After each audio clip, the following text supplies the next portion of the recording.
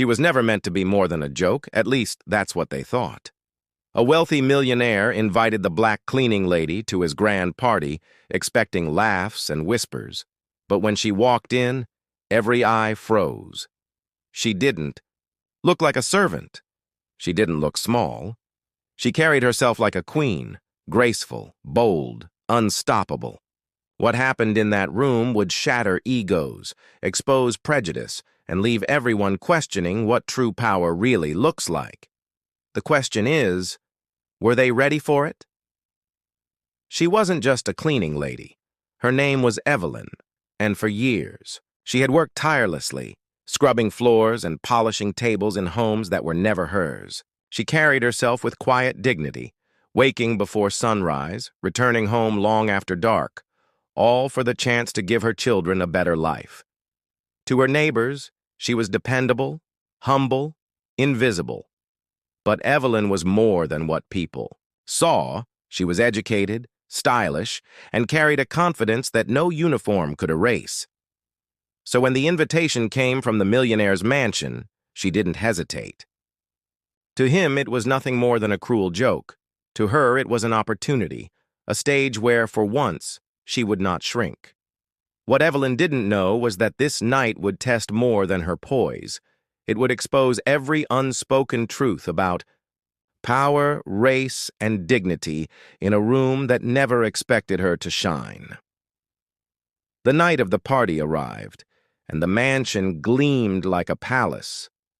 Crystal chandeliers sparkled, laughter echoed through the grand hall, and glasses clinked as the wealthy mingled. Evelyn stepped out of her modest car, not in her work uniform, but in a flowing gown that shimmered under the lights. Heads turned, immediately. Whispers spread like wildfire. Some guests smirked, others gasped. This wasn't the timid cleaning lady they thought they knew. She carried herself like she belonged, every step measured, every glance unshaken. But not everyone was amused. The millionaire, perched at the center of attention, nearly choked on his drink. To him, this was supposed to be entertainment, a cruel joke to remind Evelyn of her place. Instead, she was commanding the room, and it made his smile tighten.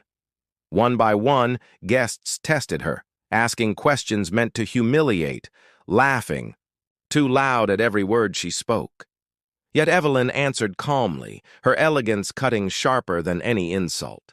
Still, the tension grew heavier. A woman in a diamond necklace whispered loudly enough for everyone to hear. "Doesn't she usually scrub floors here?"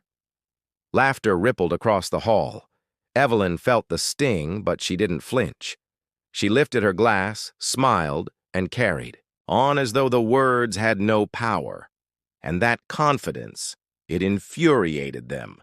The night pressed on, and the jabs turned sharper. A man bragged about his fortune, mocking how Evelyn could never understand real success. Another guest leaned close, questioning whether she had borrowed the dress she wore. The cruelty was no longer hidden. It was bold, public, and venomous. Yet Evelyn stood tall, her silence louder than their noise. But as the music swelled and the crowd thickened, something shifted. The millionaire, red-faced with anger, stood and raised his voice, cutting through the room. "Enough pretending! You will always be the help. No dress will change that."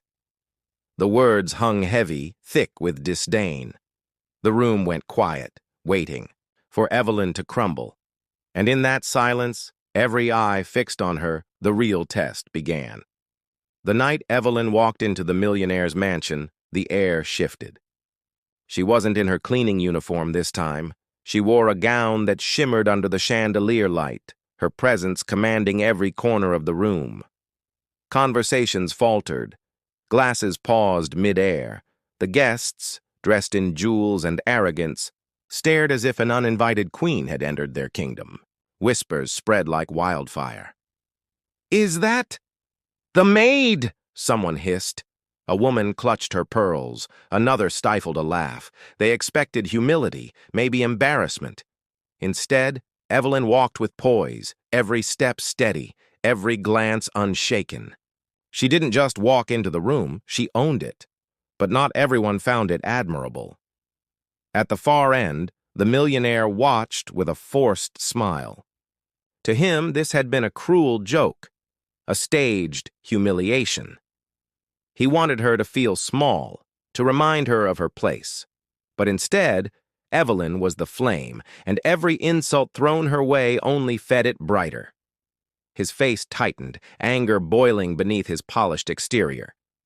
Then came the first strike. A guest with a diamond necklace leaned in, her voice sharp enough to cut glass. "Funny, I didn't know the help came dressed for the ball." Laughter rippled across the crowd. Evelyn felt the sting, but she didn't flinch. She simply raised her glass, smiled, and carried on. That silence, that refusal to break, it rattled them more than tears ever could. The cruelty grew bolder. Another man smirked, asking if her gown had been borrowed, his tone dripping with condescension. Someone else scoffed that she should be serving drinks, not sipping them.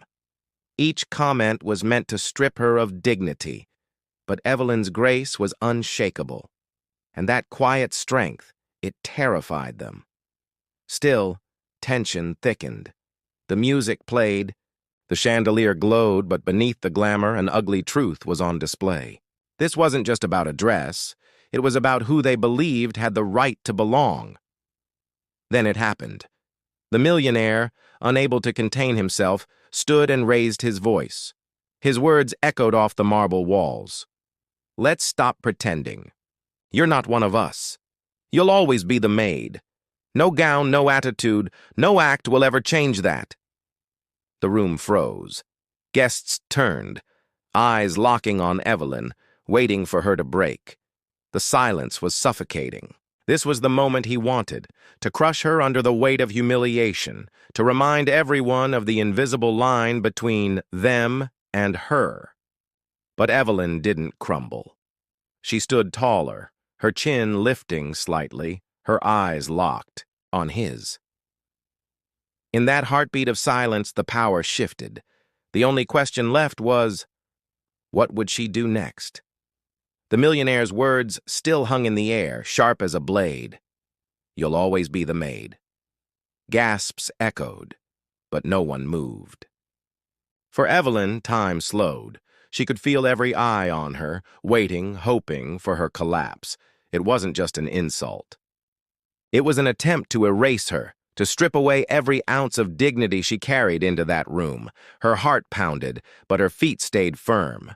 Memories of long nights scrubbing floors, of being overlooked, dismissed, underestimated, all of it surged through her veins.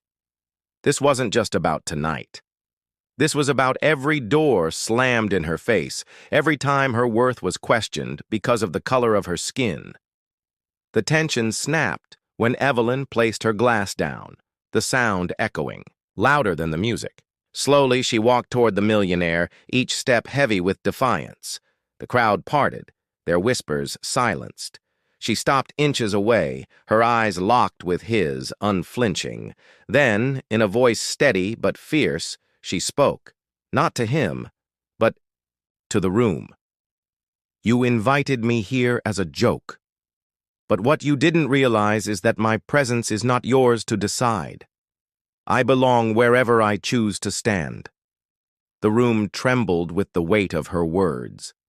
The millionaire's smirk faltered, his confidence cracking as eyes shifted, not in laughter but in shame. Guests who moments ago mocked her now looked down, unable to meet her gaze. Evelyn hadn't just survived the humiliation, she had turned it back on them. For the first time, it wasn't her who was on trial. It was them, their cruelty, their prejudice, their silence. The silence stretched, thick, suffocating. And then, like a spark in dry grass, something shifted.